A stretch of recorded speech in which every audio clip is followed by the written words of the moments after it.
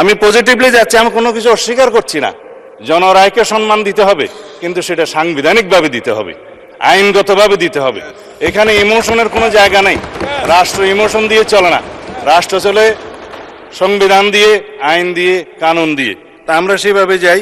আমি বিরোধী দলের বিরোধী দলে না থাকে যথেষ্ট সম্মানের সাথে এটা প্রস্তাব দিতে চাই যে আসুন আমরা কার্য উপদেষ্টা কমিটিতে সে বিষয়ে আলোচনা করি, কখন সংবিধান সংশোধনের জন্য আমরা বিল উত্থাপন করতে পারবো এবং জুলাই জাতীয় সনদকে আমরা অক্ষরে অক্ষরে পালন করতে আমরা প্রতিশ্রুতিবদ্ধ। আমরা জাতির কাছে অঙ্গীকার করেছি যে জুলাই জাতীয় সনদ ঐতিহাসিকভাবে যেভাবে স্বাক্ষরিত হয়েছে রাজনৈতিক সমঝোতার দলিল হিসেবে তার প্রতিটি শব্দকে আমরা সম্মান করি। কিন্তু জুলাই জাতীয় সনদের বাইরে আরোপিত কোনো আদেশ দিয়ে, কোনো অবৈধ আদেশ দিয়ে সেটা কোনো সংবিধান সংশোধন করা যায় কিনা, সেটা একটা বিশাল আইনি প্রশ্ন, সাংবিধানিক প্রশ্ন। সেটাও আমরা ডিবেট করি, আলোচনা করি, আমরা কার্য উপদেষ্টা কমিটিতে আলোচনা করি এবং সংবিধান সংশোধনের জন্য আমরা বিল উত্থাপন করি। সেই বিল আমরা সমঝোতার ভিত্তিতে এই মহান হাউজে গ্রহণ করি।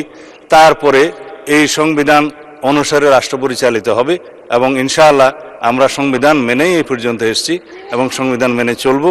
সামনের দিনগুলোতে আমরা সাংবিধানিকভাবে এই রাষ্ট্রকে এগিয়ে নিয়ে যাব।